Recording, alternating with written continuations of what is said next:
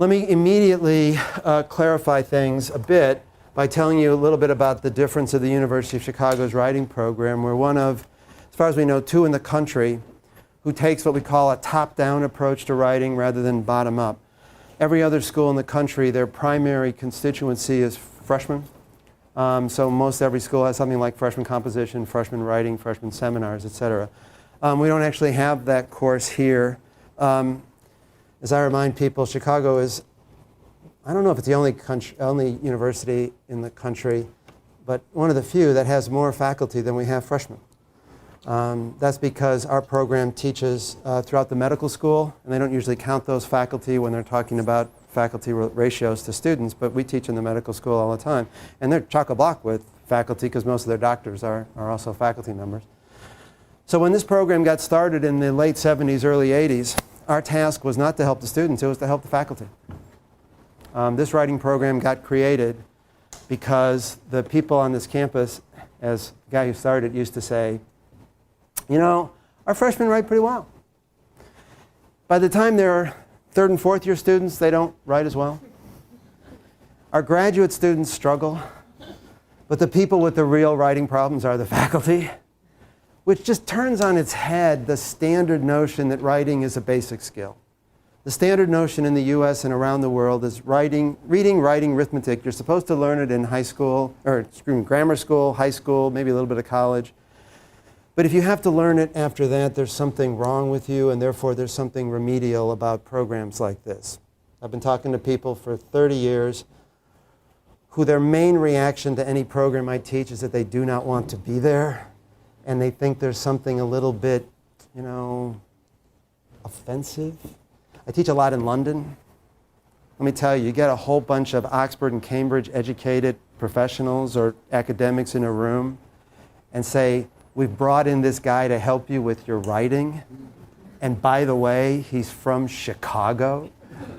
You know, waves of hostility coming at me across the room. So I need to know that this is not a remedial writing course. This is not a course in anything that you should have learned earlier on and didn't.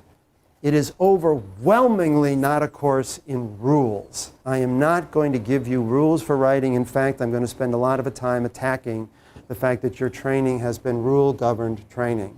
We think that is very bad for people who are operating at the level that you're operating.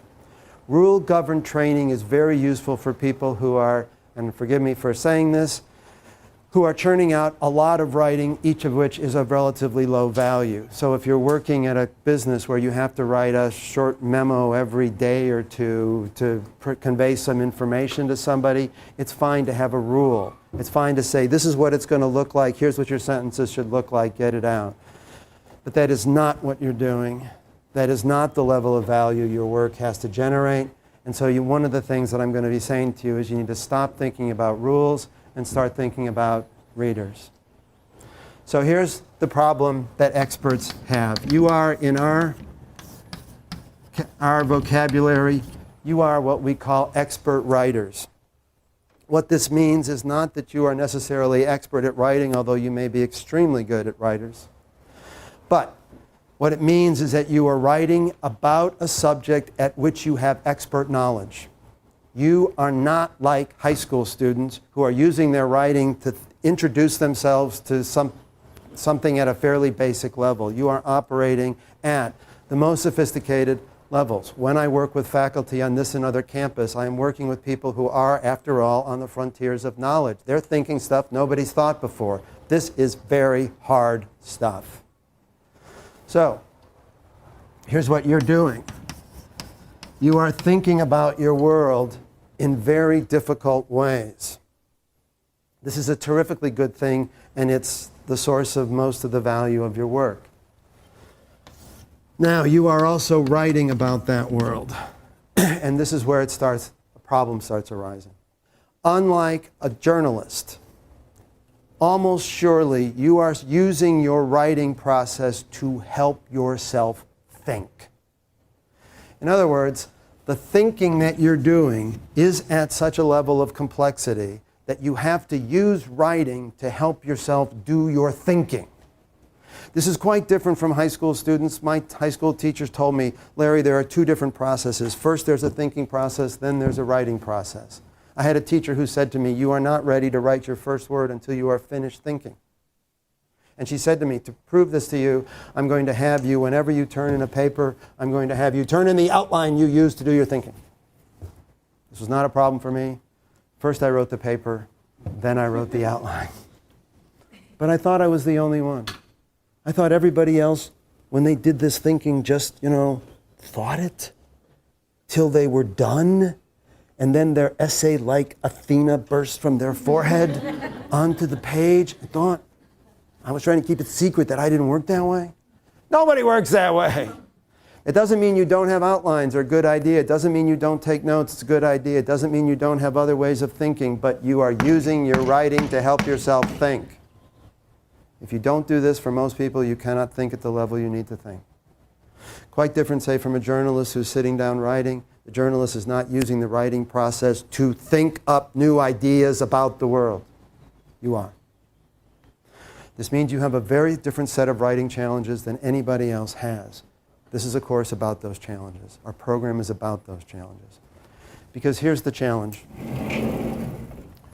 You write this text, this grant proposal, this article, this dissertation proposal, this book. You actually generate it on the horizontal axis. You actually generate the text while you are doing your thinking. But then you're going to send this text out to readers. And the readers are going to look through that text, and if you've done your job, they're going to change the way they see the world. So here's the problem symbolically. You actually generate a text on the horizontal axis, but whether it does its job depends on the vertical axis. And here's the problem. Very predictably, experts use language in one set of patterns to do their thinking, but those very same experts read with a different pattern. So here's what happens. You have used your text as you must use it to help yourself think, but you're going to use writing patterns and language patterns that interfere with the way your readers read when they read, even when those readers are also other experts. So you are interfering with their reading process when you're writing. I promise you, you are. What happens to readers when you do that? The last thing they're going to do is they're just going to stop. What happens before then? What leads up to that stopping? You're absolutely right, they stop. But let's talk a little bit about what leads up to it. You're writing like this, they're reading like this. What's the first thing that happens to them? This has never happened to you? Pardon? I can't hear you. You cannot interpret it, right? Right. So they misunderstand. That's the second thing that happens. The second thing that happens is you interfere, they do not understand. What's the first thing that happens? They're skipping stuff. I'm going to put that in the bucket of stopping. They just stop. Either in little ways or big ways, they stop. Right? What's the first thing that happens? This has never happened to you? You've never tried to read something which was clearly not written in the way you're trying to read it? I bet that in the last week you've read stuff that was not written in the way you are seeking to read it. What's the first thing that happens to you? It seems muddled. I'm going to put that in the doesn't understand bucket. See what I mean? I mean, I'm being crude. Pardon me? Paragraphs. You need to reread paragraphs. You're reading it over and over and over. The first thing that happens is you slow down. And rereading is a version of slowing down. You either read more slowly the first time or you have to read and reread and reread and reread. You slow down. We're going to get back to why this matters in a minute. Second, you don't understand. Third, come on, you get aggravated. Then you're done. Right? You're done. Now, when this happens to you and you reread and reread, why did you do that? Why didn't you just stop? Because I need to read the content or understand the content of that paper. That's exactly right. What do you suppose happens if they don't need to read it? They don't. The problem is, forgive me for saying this, you have no idea how to handle that problem. You don't. You really don't. Why not? How many things have you written in your life? Imagine the number of academic-y stuff. Forget the letters and all that kind of stuff. Academic-y stuff. Order of magnitude. I don't know. 300? 300 texts, let's make it up. 500? 1,000? I don't know how many it is. We'll make it up. I'll make it up. 200. 200. 100. About 100. She's better with 100. You've written 100 academic texts in your life. Did the readers stop reading them? Did they? Never. No. Why not? They were grading it. Let's be a little more crude about it. They were paid. Oh my God, guys. Academics get all freaked out when I talk about money. I said, guys, I got news for you. Your teachers read your stuff because they were paid to what? Were your teachers reading your text to think about the world? That's not what they're paid to do. Why were your teachers reading your text? Why were people paying them to do it? To change the way they see the world? No. Why?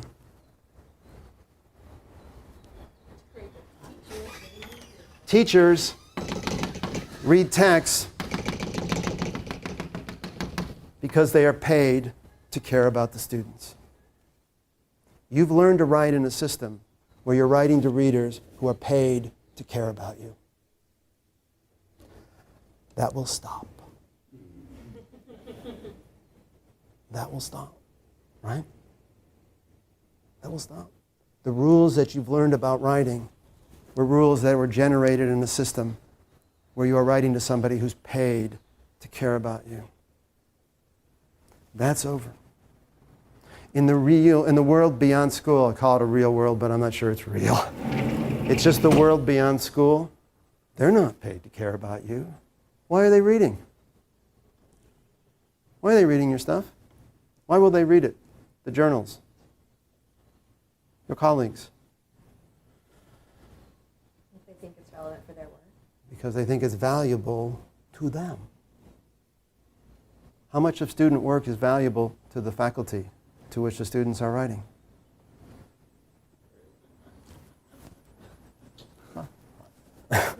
And by the way, some faculty who said to you, oh, your work was so valuable, thank you, they were lying. No, they were lying. It was valuable to them, but it was valuable to them because they learned that people misunderstood things in ways they had no idea people could misunderstand things. Oh. Faculty sometimes look at me and say, oh, no, Larry, you're wrong. No, student writing is actually professionally valuable. I say, then did you publish it? Then if you didn't, it's plagiarism. And they say, well, no, actually, it wasn't that valuable. Look, here's the problem you've got. Yeah, your writing needs to be clear, sure. Your writing needs to be organized. The rules that govern this are not what you think they are. In fact, they're not rules. Yes, your writing needs to be persuasive. This is way more important than this. But more than anything else, from now on, your writing needs to be valuable.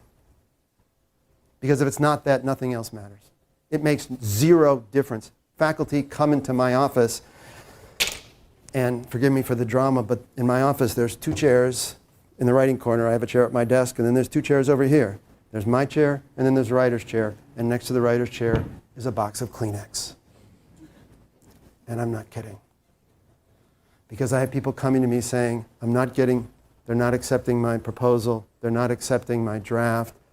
I get faculty who come in and say, they're not publishing my work.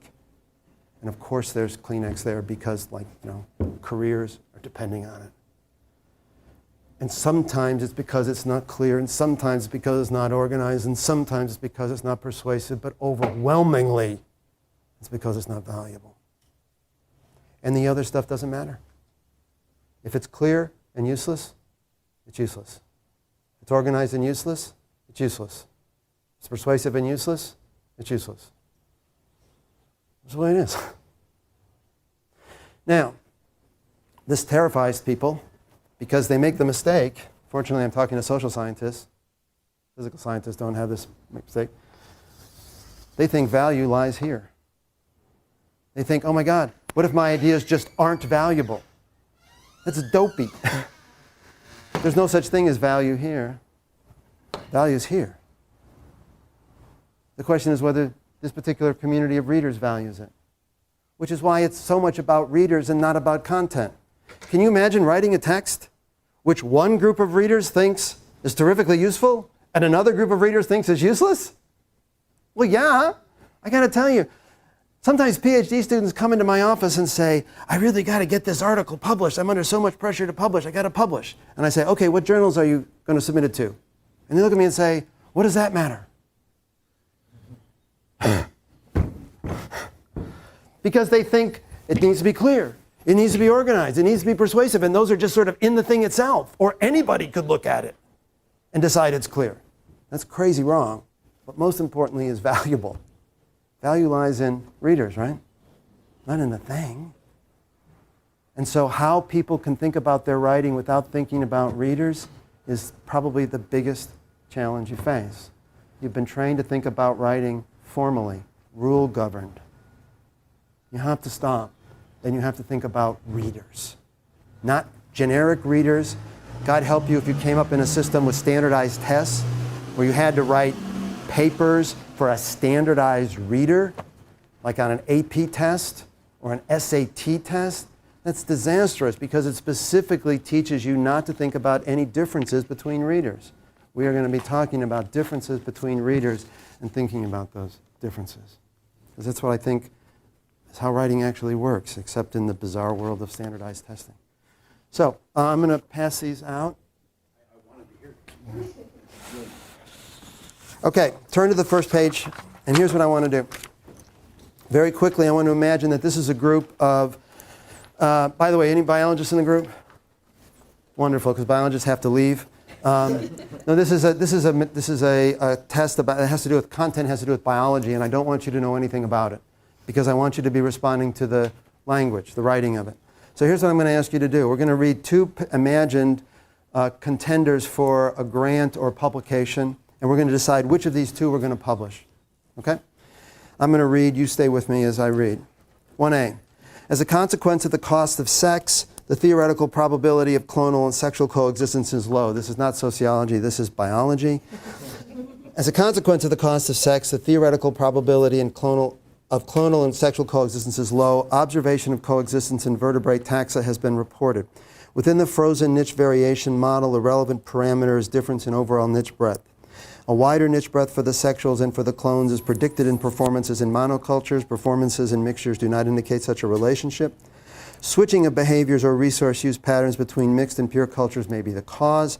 The post-study will examine the predictions of the FNV model. Okay, again, I hope you didn't understand any of that.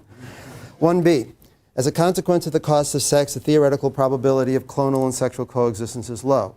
Nonetheless, observation of coexistence in vertebrate taxa has been widely reported. Within the accepted model of frozen niche variation, coexistence is explained by difference in overall niche breadth. However, although the FNV model correctly predicts wider niche breadth for the sexuals and for the clones, its predictions are inconsistent with reported performances in mixtures. The proposed study will examine whether the anomaly may be explained by the switching of behaviors or resource use patterns between mixed and pure cultures. Which of these we're going to be more likely to fund? Second one, of course. Why? Now tell me why. It laid out why their work was important and how it deviated. Okay. I'm going to be really big on particular words, right? Important, right? First thing you said. Now, imagine if you're the writer of 1A, and we said to her, your work doesn't seem important. What's her likely response? You obviously didn't understand. You obviously didn't understand it. And we said, all right, fix it. Make it better. This is crucial. What is that writer likely to do? If we said, it's not important, and the writer thinks you didn't understand it, they're about to make a gigantic mistake, because they would do what? What do you do when somebody says to you, I don't understand? You explain. Do not do that.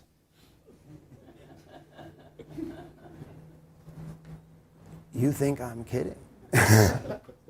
Why do I not want you to explain? And by the way, why did your teachers want you to explain? Why did your teachers want you to explain stuff? They want to know what you're thinking. Because they wanted to know whether you understood it. You guys don't know how to explain stuff. You explain stuff under the model of demonstrating to somebody that you understand it. That's how you've learned to explain. You don't even know that you've done this. You have learned that what explaining is, it's revealing to the world the inside of your head. No one cares about the inside of your head. At least, not unless you pay us. If you pay us to care, we will care. Right? But in the real world, you're going to stop paying your readers to care about the inside of your head. Here's a shock. You think writing is conveying your ideas. It's not. Let me say that again. You think that writing is communicating your ideas to your readers. It is not. What is professional writing? Professional writing. What is it? It's not conveying your ideas to your readers. It's changing their ideas. Nobody cares what ideas you have.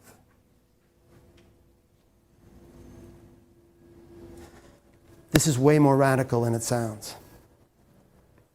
I used to make the mistake of saying to students who came in, I teach argument a lot, and I say to students who make an argument, why do you think that? And then I realize this is a horrible question. It's a teacherly question.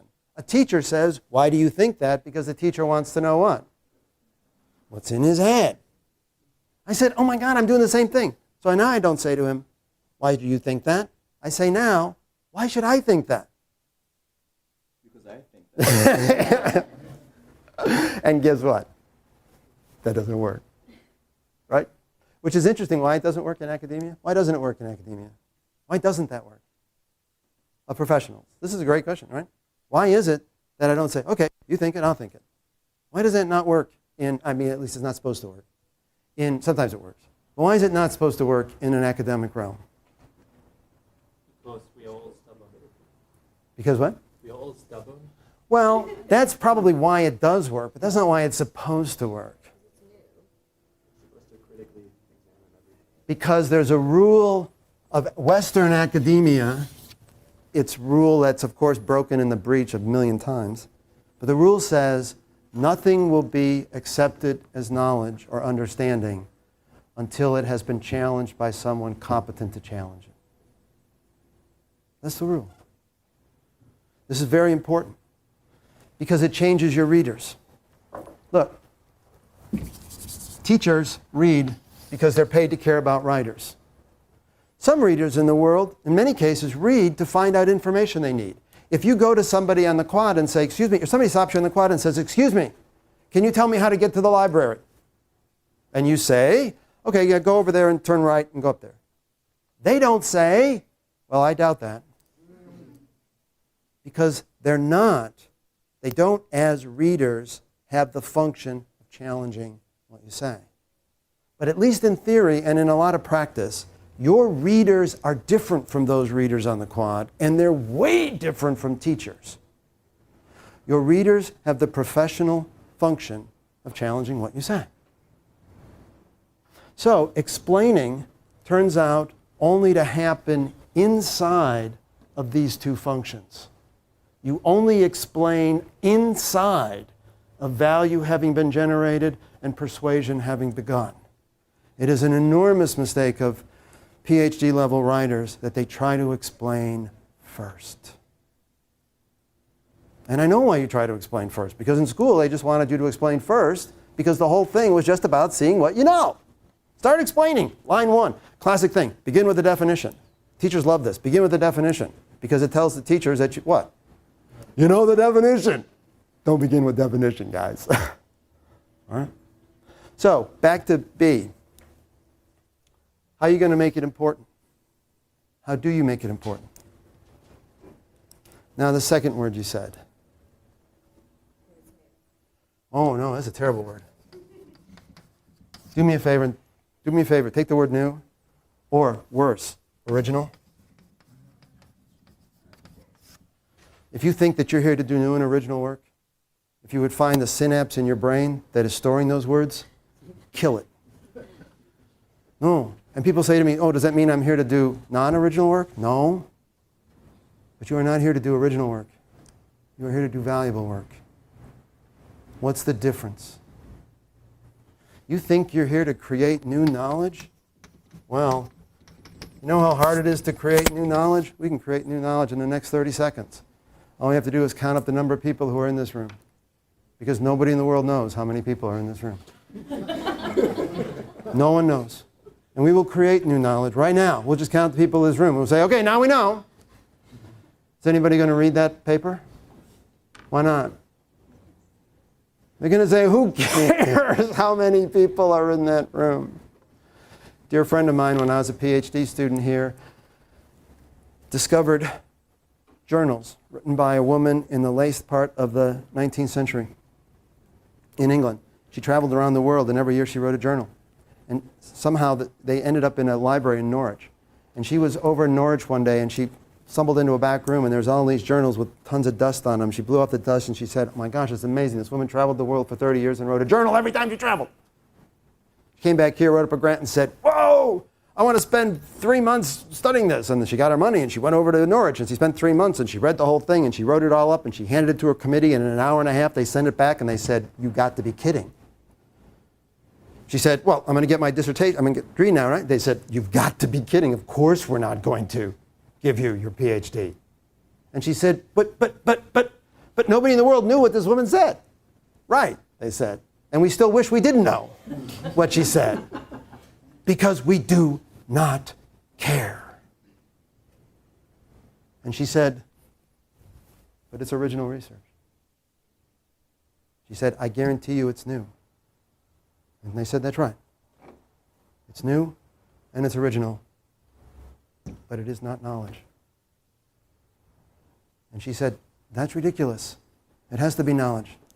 No, it's not ridiculous. She was living in a positivistic world where knowledge looks like this.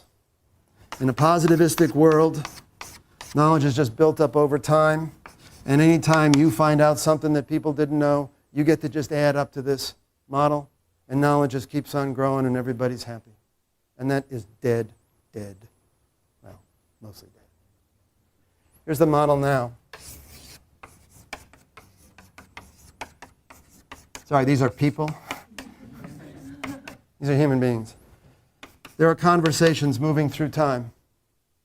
And there's a bunch of people, and they get to say what knowledge is. And that horrifies you. Why would those people get to say? Why did they get to say? Especially because, historically, of course, they've looked just like me.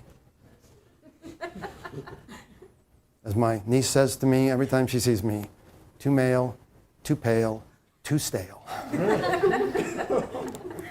Why on earth would these people get to say what knowledge is? I get it. I get it. Big problem. But they do. And that's a fact. These people get to say what counts as knowledge. The good news is they are changing. Way too long, way too late, way too slow, but they're changing. But the point is, that's the way it works. You may not like it, but that's the way it works. They get to say. So they get to say, yep, you're right. That was new. I didn't know how many people were in 302, but it doesn't count as knowledge. It doesn't have any value to us. It doesn't count. The good news is this thing just does move through time. The other good news is this boundary is permeable. Stuff comes in, and unlike this model, stuff goes out. I like to think of academic conversations as sort of excreting as they go. Stuff gets left behind. It's not like this, where everything gets added up, is always there forever. That's not the way it works. They go along for a while, they think of things for a while, and then they say, whoop, that was dumb. Don't think that anymore. They go along for a while and they say, whoa, we were doing that. Don't do that anymore. It's not this build-up model. This build-up model assumed that everything was right. We don't think that. We think a lot of what we think right now is wrong. We just don't know what the wrong is. And we don't know what better is. We want to know. We do. We want to get better at it. But in order for us to do that, you have to be dealing with the stuff we say is knowledge. That might not feel good, but that's how it works. So, important isn't going to do it. New isn't going to do it. Original isn't going to do it. Because I talk to people and they say, you know, people don't think this is valuable, they're not publishing it. Well, and somebody says they don't think it's important. So you know what they do? They say, this important study. Well, no. What is it about B that makes it feel important? What is it? Tell me the words on the page. There's like a disconnect between sort of a theory and Here's what I literally want you to do. I want you to literally, everybody in the room, I want you to literally go through 1B and circle the words, the specific words that are making it valuable to the audience, to the readers. What's the first verb you see? A word, not verb. What's the first word you see that makes it valuable? Nonetheless. Next. Accepted now. Accepted is, but actually widely. Accepted. Next. However. Next. Although. Next. Inconsistent. Next. Reported. Next. Anomaly. Here's my first piece of advice to you that you can use to make your writing better starting this afternoon. Spend 15 minutes a week for the rest of this year taking articles in your field, print them out so you have a hard copy, go through and circle every word in the writing that is creating value to the readers. If you see an article that you think doesn't have any of those words, send it to me. I'll give you my email. Send me your email and say, Larry, I found an article that doesn't do it. Here's what I bet. You will see none. I will see 10. Well, 10's 5. I guarantee you 5. Likely 10. What's going on? How come you don't see them and I see 5 or 10? You missed them here. I see them. I know the code. Every community has its own codes. The communities you're entering have their own codes. A set of words that communicates value. You must know the codes of the communities you're working in, and they are particular to communities. Some codes are shared among a bunch of communities, some aren't. You've got to know. You've got to know. You spend 15 minutes a week for the rest of this year, you'll be doing 2 things. One, you'll be training yourself to look for the code of creating value. The other thing you'll be doing, if you're smart, is you'll be writing down each of those words and you'll be creating an invaluable word list. So that when it's a week before something is done and you're doing one of your revisions, you're going to do what? You're going to do the same thing on your own work. And if you can't underline 10 words in the first 2 paragraphs, you're going to do what? You're going to go to the word list and you're going to dump them in. Right. Sometimes it's that simple. Sometimes we take articles that wouldn't get published, and in an hour we do things and they get published. Sometimes weeks. I'm not suggesting this is always magic, but sometimes it's magic. Because sometimes the problems are pretty simple. The problems have to do with these people. You have to know them. As I say to undergraduates who look at me and they say, why does it take 6 years or 5 years or even 4 years to get a PhD? Aren't they just learning more stuff? No. Half their time is spent learning more stuff. The other half is learning their readers. I will say this again. If you do not know your readers, the particular people in a community,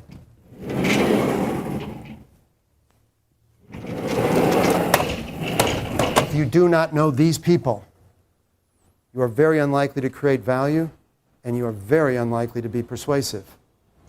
Because persuasion depends on what they doubt. If you don't know what they doubt, how on earth are you going to overcome those doubts? You must know them. It's not enough to know your subject matter. You got to know your readers. Okay, so what is it about there's 2 things going on here then. One of them has to go on with the community of readers. Tell me the words you underline that has to do with the community. Of the words you underline in B, which words have to do with the community? Widely. Accepted. Reported. Those are words that cued that there was a community of people who want to understand this. You don't have those words, you're not signaling any community. What do the other words do? Nonetheless, however, although, what do they do? They create a flow to a certain extent. They do. And find the synapse in your head that has that word and kill it. Okay. Here's what's going on. He has been told or taught or learned that in order to have persuasive, clear, organized prose, you had to have what are sometimes called flow words or are sometimes called transition words.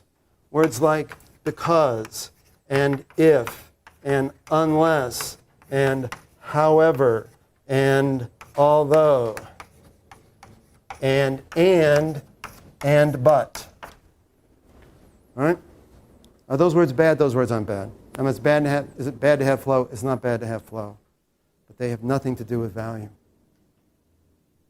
Why? What's the difference between and but in creating value? That challenges the point making by someone else. That's it. Imagine if you go to your readers and say, hey readers, hey community, hey community, I've read your stuff. I've thought about what you think. And I have something to say.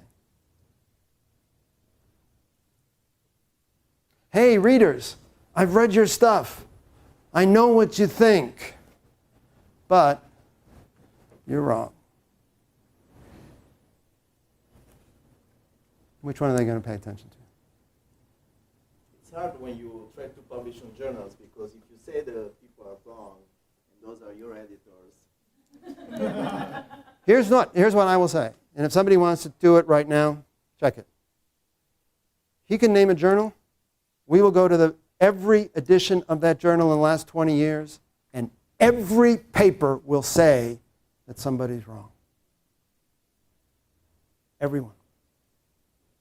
Now he just, wait. What's the difference? He says, and I understand him, I can't go to these editors and say they're wrong. And I am telling you that every article published in that journal in the last 20 years has opened by saying, readers are wrong. First, looking at me like, I don't believe it. Well, look. What's the difference? I guess there is a difference between saying someone who is saying that everything is wrong and like nullifying the knowledge altogether and contributing to the knowledge. Yeah. One way to put it is, you have to know the code. You have to know the code. If you say to the people who are the dominant figures in your field, you know what? I've read all your stuff, and you're idiots. It's not going to go down well. Right? Don't say that. What should you say to them? The dominant figures in their field. I would build on their knowledge to show that they're wrong. I say, what do you say to them? You've been thinking about this wrong, and I have value to... Yeah, but if you want to learn the code, what do you suppose the code is? Will you address exactly what you think they're... Yeah, but the code is, wow, are you smart? Wow. Whoa, I'm just amazed. You are so smart, and you've contributed, and you've advanced this community through in fabulous ways. But there's this little thing you got here that's wrong. And now they say, oh yeah, well, yeah. Thank you for appreciating it. What do you think? What do you think we have wrong? And then you better have an argument. Not an explanation. Do not explain.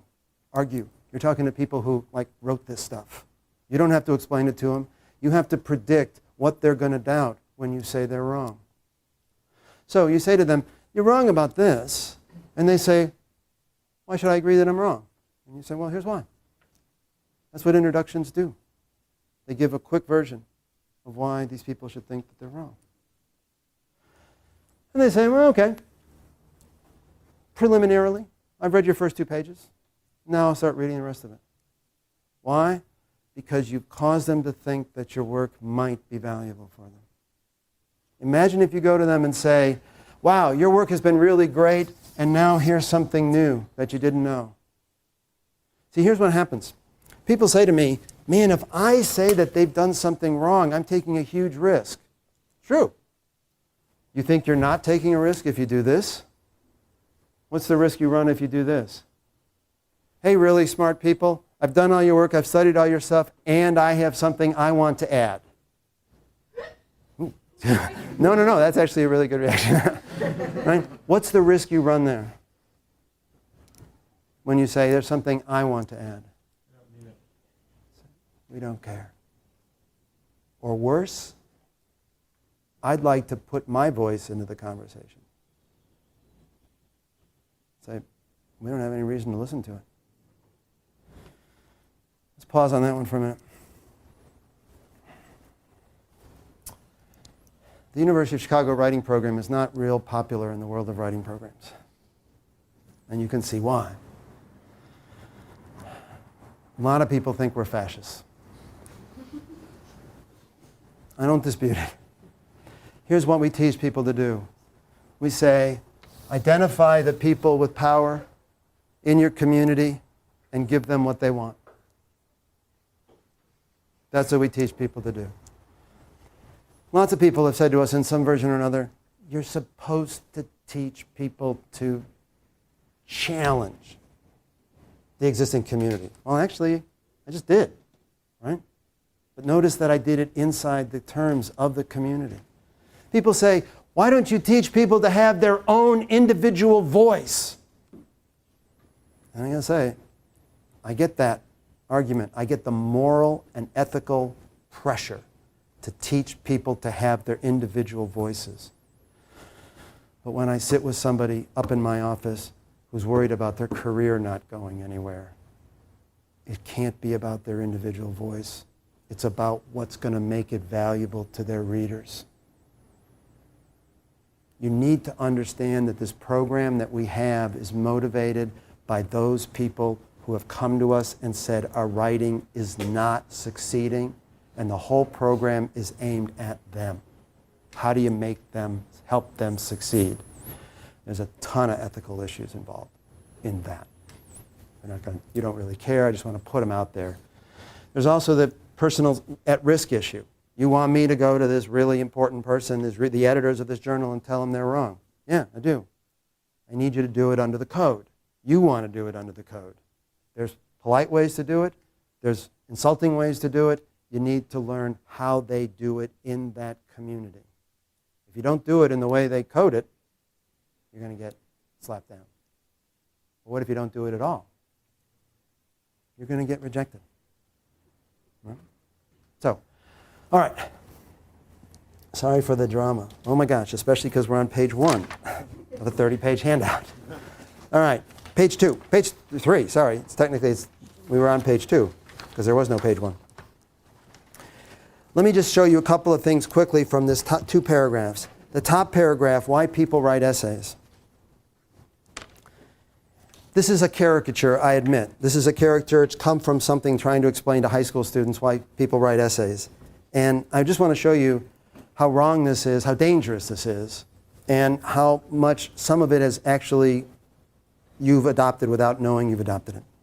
By definition, an essay is a structured, creative, written composition dealing with a specific subject from a more or less personal point of view. That's wrong. You notice it says nothing about readers and it says nothing about value. By definition, anything you write has the function of helping your readers understand better something they want to understand well. That's what it is. Because that's what it does. I'm Wittgensteinian on this point. What something means is what it does. Here's what your writing does. It helps a particular set of readers understand better something they want to understand well. That's what its job is. All this other stuff, being structured, being creative, being written, dealing with subjects, is how you fulfill the function. And sometimes you do it this way and sometimes you don't. But what is immediately lost is that sense of function.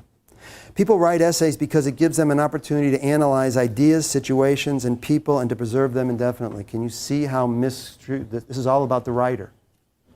It's why people write essays, so that they can think. Okay, I got no problem with somebody writing an essay because they want to think. What I have a problem with is that they come to my office and say, my readers don't appreciate me. Well, why did you write it? I wrote it so I could think. They don't owe you their appreciation. They're not going to appreciate it just because you wrote it. And this is very different. And in many, you could make the case, you could make a very important case. Homi Bhabha and I used to argue about it when he, not argue, Homi, you're right. There's really moral problems with this. Right? Want to be clear about that. Preserve them indefinitely. Very, very dangerous idea. Can you see how that's this model? This notion that your writing preserves your ideas indefinitely? No, it does not. A student of mine who's now the chair of a philosophy department had a lot of trouble getting his first book out. He wrote this book and he was working on it, kept working on it, and he sent it to me. He was actually a student of mine in his first year here, and he used to write me 2-page papers and I would give him 6 pages of comments. So now he sends me a 400-page book and he says, oh, this is cool, Larry, I'm going to get 800 pages of comments. I sent him 2 words. I said, you're done. And he came back at me and said, no, I'm not done. I could make it better. I said, you're done. He said, but Larry, this is ridiculous. I look at myself and I see I can make it better. I said, Jonathan, you're done. He said, but somebody's going to read this in 500 years and I don't want to find mistakes. Jonathan, nobody's going to read it in 500 years. The function of your writing is to move this conversation forward. It cannot do that if it's in your desk drawer. Your function is to move a conversation forward. It's not to preserve indefinitely. Because guess what? You could be some of the stuff, count on it, you're going to be some of the stuff at some point that gets left behind. This is not a bad thing. If you think it's going to be preserved indefinitely, you're just wrong. It's really not. And he looked at me and he says, but Aristotle, I said, come on, Jonathan. Not only does it ensure permanence of ideas permanence of ideas, no, it doesn't. It also ensures a degree of permanence for the writer. No, it doesn't. If you have that in your head, of course you cannot write. Right? That's a standard none of us can meet except like Aristotle. Right? Don't let yourself go there. It is a way for the writer to understand more clearly ideas and concepts. Horizontal axis, horizontal axis, horizontal axis. It's a way for the writer to participate in the world by sharing his feelings. Is your writing a way for you to participate in the world? Yes. But not by sharing your feelings or your thoughts, but by changing other people's thoughts. That's how you participate. It's a way for the writer to sharpen thinking and organizational skills. Can you see how skewed this is towards students? There's a way for the writer to enjoy the personal thrill and satisfaction of communicating his own personal ideas and feelings. I will say it again, your writing is not communicating anything about you. That's not its job. Its job is to change the way your readers think. Now people look at me and say, well, that must mean you're lying. No. It's not like there's only 2 options in the world, right? Communicating your inner thoughts or lying. It's not. You don't understand the function. Sometimes the function of something I say is to communicate my inner beliefs. If I'm on trial and somebody says, I literally had an FBI agent in my office this morning. That's kind of freaky, but it's actually the truth. So sometimes I sort of have this, okay, I need to know about the inner part of you. Sometimes I'm sitting with a friend who's just gotten some really bad health news, and my language is not about me. It's about her. The idea that language has only one function seems to me impoverished beyond measure. You have to I urge you to think of language as having many different functions. The function of an academic piece is not to communicate your ideas, it's to change the ideas of an existing community. Now, sometimes you do that by communicating your ideas, sometimes you don't. But understand what it's for, and understand that your training has been all about revealing your head. You've been trained, it's in your blood, that that's what you're supposed to do when you write. And that's just not the case. So, go to the bottom one. Welcome to the world, the new world. We may thus expect a thorough exteriorization of knowledge with respect to the knower at whatever point he or she may occupy in the knowledge process. The old principle that the acquisition of knowledge is indissociable from the training of minds or even of individuals becoming obsolete. And will it become ever more so? The relationship. Here's what he's talking about. When I was in school and somebody said, oh, she's amazing. This professor, she's Professor so-and-so, she's amazing. What we talked about? We talked about how much she had in her head. We said she knows more about this. She's forgotten more than I will ever learn. And what Lyotard is saying here is that knowledge no longer has anything to do with the inside of individual heads. Now, you talk about somebody being a great professor, what are you talking about? You're talking about what they have, he or she has done in this exterior space between heads. Now it's not how smart they are, how much they know, it's what they've done in the space between heads, what they've exteriorized, what they've done out there. That's your job. It's not to reveal the interior of your head, it's to change what's going on in the spaces between heads, or however much you want to talk about the construction of knowledge. This is very unpleasant to lots of people. The relationship between the suppliers and users of knowledge to the knowledge they supply and use, that is your relationship to your own knowledge, is now tending and will increasingly tend to assume the form already taken by the relationship of commodity producers and consumers to the commodities they produce and consume, that is, the form of value. Your relationship to your own knowledge is the same as the relationship of a farmer to the wheat or a miner to the coal. The relationship is the form of value. And I bet for many of you, that doesn't feel very good. People don't like that. I get that they don't like it, but I can tell you that's the way it is. All right, now let's get out of the stratosphere and get down to some nuts and bolts. The next few pages just summarize what I've been talking about. Go to page 8.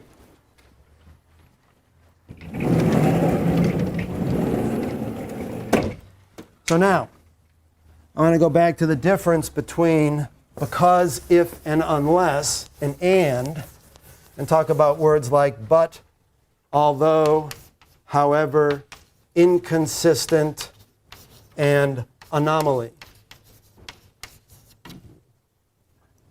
These words are all serving the same function in this text. These are transition words, as he rightly said, or flow words. These are not. Anomaly is a noun, inconsistent is an adjective. But can you see what all these have in common? Anomaly, inconsistent, but, however, although. These are flow words, but these are not. So what does this list have in common? However, but, although, inconsistent, anomaly. They create tension. It's a good word for it. Tension. Give me some other words. Challenge. Good. Contradiction. Like flags. We use the word for all of this, instability. We use two words. First of all, we use instability. There's not magic. I have no trouble at all if you want to use the words like tension. Can't read my own handwriting. Challenge, contradiction, red flag. We find the word instability to be helpful. Because here's what we think is one general way to talk about it. It's not magic. It's just helpful. And that is, a lot of people come out of school with a model for writing at the beginning of a text that's basically in the mode of explanation. That is, they think that what you should do is give background or something like definitions, and then move to something like a thesis. Notice this is all very much on the positivistic model. That is, knowledge starts by a solid foundation. You have a solid foundation of previous knowledge. You have a solid foundation of a definition. You have a solid foundation of, here's the worst one of all, generalizations. Right? So many people have been taught this model. They don't even know they're using it. You open with a generalization. You move to a specific thesis. Then you talk about the thesis. Then you move out to a generalization at the end. We call it the martini glass model of writing. Wow, you don't want to do this. You really don't want to do this. All right? Instead, you open with what I show you on page 8 is a problem. Whose problem? Readers. The community. Got it. A specific set of readers. Not, which is what you're doing right now, very likely, your problem. I see all kinds of texts that have the language of, dear reader, I have this problem that really interests me. Sometimes you have this sense of, ever since I was young, I've been fascinated by fill in the blank. And now I want you to fund me for a year of solving my problem, of not knowing enough about blank. Right? Wrong problem. Wrong location of the problem. The problem needs to be located not necessarily in the readers, but in something the readers care about. For academics, it's something the readers want to understand. If they're not academics, it's something a problem that the readers want to fix.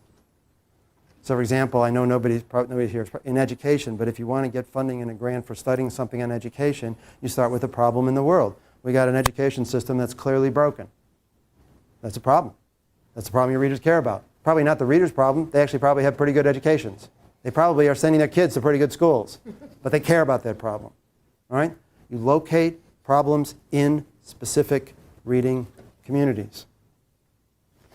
This is very different from general background or definition. Then you move to a solution. And of course, notice your thesis can be in a solution only if the readers perceive the problem. Sometimes I'll say to people, this thesis, is it a solution to a problem? They say, yeah, of course it is. Okay, so where did you say what the problem is? It's not there. It's not there. It's got to be there. Not got to be there. 9 times out of 10, 99 times out of 100, it's got to be there. So that the readers can see it's a solution to that problem. Now, in very general terms, and I'm just going to sketch this out quickly, we find that problems have 2 chief characteristics. One is the situation has to be unstable. That is, you have to generate a sense of instability. Words like but, however, inconsistent, although, anomaly show the situation to be unstable. Can you see the crucial difference in why so many writers are so bad at this? Look at this language. Look at this model. This model is a model of stability and continuity. This model is a model that says this thesis validity, its validity is established by it being continuous with something that we already know to be valid. So the language that people use is a language of continuity and consistency. The horrible irony is your readers are actually searching for language of instability, inconsistency, and tension. So the crucial point I want to make is we're back to this interference pattern. People say, well, look, I just want to talk at this point about consistency. I want to show the continuity between what I'm saying and what comes before. That's what I want to do at this part of my text. What happens if the readers are looking at that moment of your text for a problem? What if they're looking to decide whether it's valuable by whether or not they have a problem? It's not neutral. They're looking for something that shows them inconsistency. You are giving them language of continuity. You are interfering with their reading process. They are slowing down. They are getting confused. They are getting aggravated. And they can stop 2 paragraphs into your text. 2 paragraphs. They're done. Because what they're looking for is value, and you're using language that's not neutral. It is contradicting and interfering with their sense of identifying value. Okay. There's a second point, which a lot of academics really dislike. Some don't mind it at all, which we call the language of costs and benefits. And we differentiate that for a reason. What we mean is, not always, but very often, you need to use code language to your readers to show them that the instability imposes a cost on them. Not on you, on them. Or conversely, that the instability, if it's solved, offers a benefit to them. The language is different. There's a language of cost and a language of benefit. There's a version of saying, dear readers, dear important readers, you are brilliant, you've advanced us enormously, we're so grateful. But there's this little inconsistency in your work. Now, they want to know, well, does that inconsistency cost us anything? Because guess what? You know what about my work? It's got tons of inconsistency in it. Much of it doesn't make any difference. Is the inconsistency you're pointing out costing us anything? Or you can say to them, hey, this inconsistency in your work, if you improve it, you get this benefit from it. Those are different coded languages. I urge you to pay attention to the actual journals that you're imagining publishing in and see whether or not there's a pattern of language of benefit and language of cost. There may not be a pattern. You may see both. But if there's a pattern, you know what my advice is going to be? Use it. Follow it. Rhetorics, the published articles will show you the language that works right there in front of you if you just look at it. So, skip past page 9, page 10. This is just some explanations of some bad habits. Oh, yes, please. There's always a paragraph that you say, like, all the other papers that have done something. Oh, the literature review. Yeah. Okay, sure. Like different comments, like, if I don't put it, then I should have it. And Right. if I put it, it's useless. Okay. No, I'm happy to talk. Whoa. Talking about the lit review. Let's start by doing this. Let's specifically talk about literature review. I just did a terrible thing to whoever, poor people who are actually going to watch this on tape. All right, let's talk about that. First of all, writing a lit review as a PhD student is one of the hardest things there is to do. It's incredibly hard because you don't know who your readers are. Let's talk about a straight teacher reading a lit review. What is the function of a lit review for the teacher who is not reading it to change her view about the world, but is reading it to judge you? What's the function of a lit review for that reader? To show that you understood it. Right? That's perfectly clear. Is that its function in a professional text? Is that its function in a professional text? You think they're reading this to find out whether you know the stuff about anything? What's its function in a professional text? It has several. What's one? What's the function of a lit review in a professional text? Well, I think partly it's massaging the egos, like you said, to do. Ego massaging? That's a real function. I got no problem with that. People think, no, it's a real function. Ego massaging is a function. Credibility is a function. Forgive me for jumping. Credibility is a function. To indicate from where you're moving forward, like a starting point. Yeah, but I hate the language of moving forward, right? Or what you're challenging. There you go. You know how to, no, you see the difference? You see the difference? Here's what professional good lit reviews, and I didn't include one in this handout, but you send me an email, I'll send you some. Really good professional lit reviews will use the lit review to enrich the problem. Instead of saying, here's what a student lit review says. In 1998, he said this. In 2000, he said this. In 2002, he said this. In 2005, he's, sorry for the he's, but I'm looking at a bunch of he's here, right? A professional lit review says what? In 2000, 2001, he said this, but in 2004, he said something which, if we're smart, we realize puts in tension. And then in 2005, he said this, which complicates the situation here, but even more complicates it if we put that in motion with what he said back in 2001. Now we have layers of complexity, complication, and tension. Now, can we say I'm moving forward? Yeah, but you notice I'm not moving forward from stability. I've now enhanced their sense of instability. And if you're really good, you hike with the costs.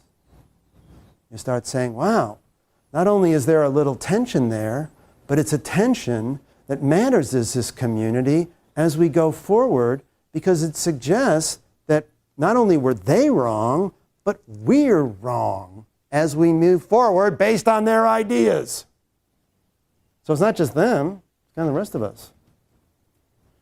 Are we moving forward? Yes, but from instability, not from stability. That's a big difference. So, for example, let's take a couple of examples of this, because perfectly we can use these examples to talk further more about lit reviews. Page 12.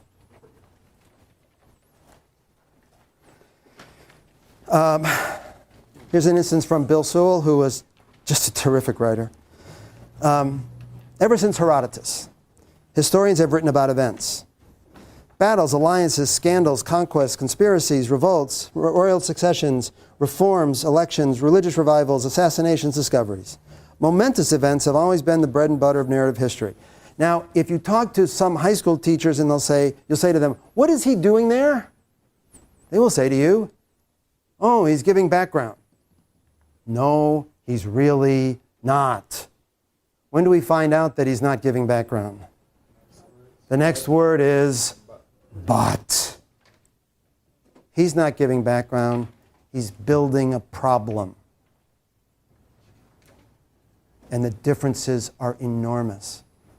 So many faculty members will say to students, you know what, this paper really isn't working very well. This introduction doesn't work. And the student says, well, what do I need to do? And they'll say something like, well, you need to give me more background here. Oh my God. When you say background to people, they usually say, okay, I guess give more history of the subject or something. They don't mean that. They mean, I can't figure out why this matters. The background they need is a problem. But despite the prominence of events in historical narratives, the event has rarely been scrutinized as a theoretical category. Now, is that a problem? Is it coded as a problem? It's undoubtedly an instability. But is it a problem? I'm going to cut to something I want to just be able to put on the table for you.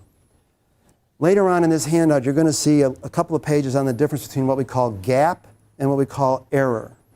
A lot of especially young academics very worried about telling these important people that they're wrong. Instead, they use the language of gap. That is, they say, we've studied this stuff for a long time, but we haven't looked at this. There's a gap in our knowledge. And the truth is that sometimes works, but way more often than not, it does not work. Why not? A gap in knowledge. We have a gap in our knowledge. Why wouldn't that work? Pardon me?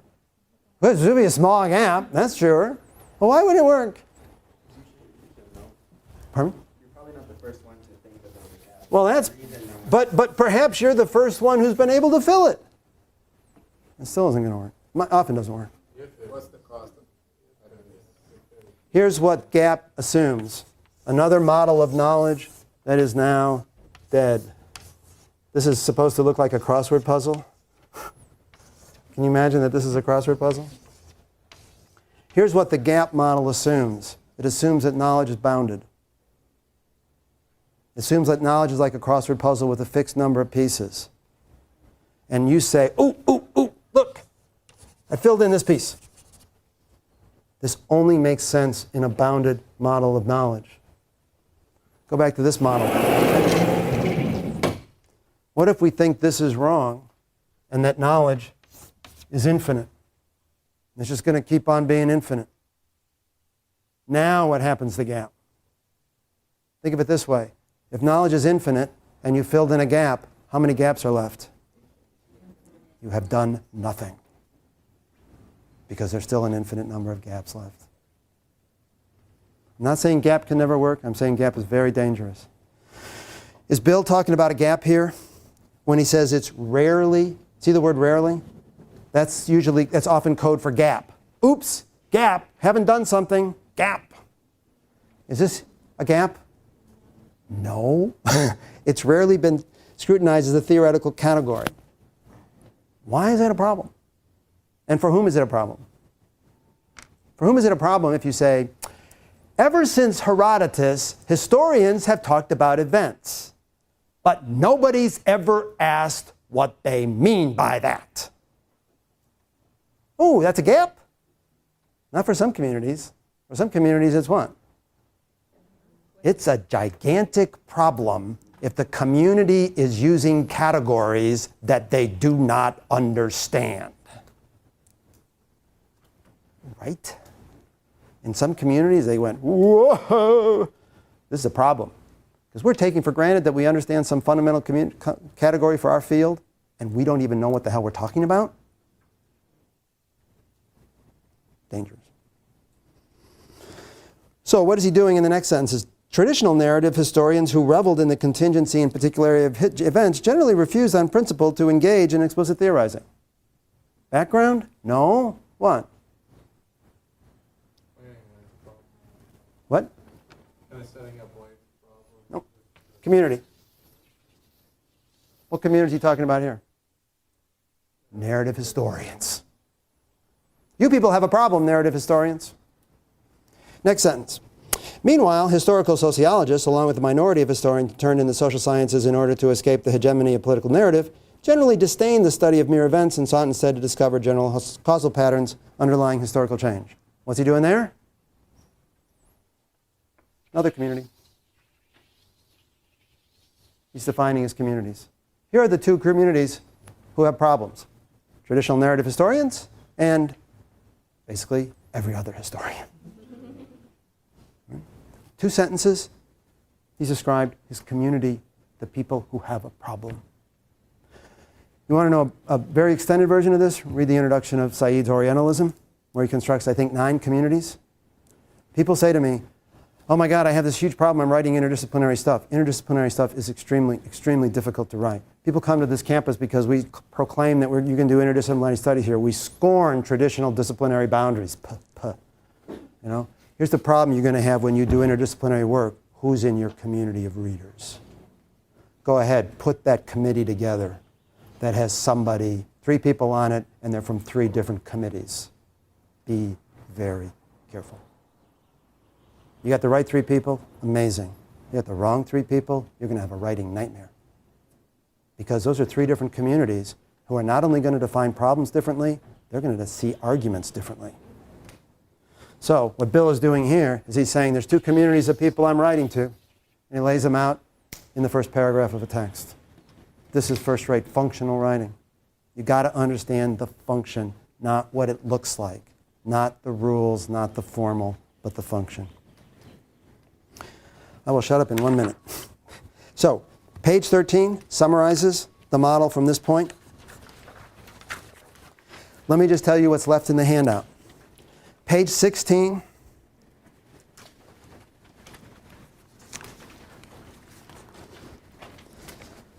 One of the best pieces of problem construction I've ever seen. A couple of economists writing a very long introduction that establishes layer upon layer upon layer of problem.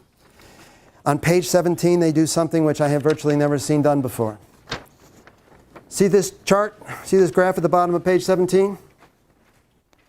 You don't usually see charts in introductions because they usually, what are you thinking charts are for? Either to explain or to give evidence for something. You know what this chart is? It's wrong. How cool is that? It's a problem, right? Using a chart as a problem constructing technique? Wow. And by the way, watch their codes. You'll see how they do this in a very deferential, everybody's really smart, but gosh, you know, really, really nice piece of writing. Page 20 talks about something that I've already mentioned, the danger of gap. Page 22 goes to gap and error. I look at Bill again, Bill's work on page 23. I said 1 more minute, but I'm going to take 2 more. The last thing I'll look at is this, I think, quite useful article on page 24 from John Tutino, whom I've never met. But I think this is such a great example of cycling all the way back to where we started. The revolution in Mexican independence. First paragraph. The Hidalgo Revolt of 1810 marked the commencement of conflicts that brought independence to Mexico in 1920 and led to a series of revolutionary changes that endured for decades into the national era. As colonial rule ended the contested processes. What is that? You look to anybody, they're going to say, oh, that's background. He's giving a little historical background, right? No. Look at the beginning of the next paragraph. The interpretation just given challenges an entrenched vision of Mexican history. Whoa. You know, this is really, really open. John Tutino was strong enough professionally that he could say, hey, all you people, you're all wrong, right?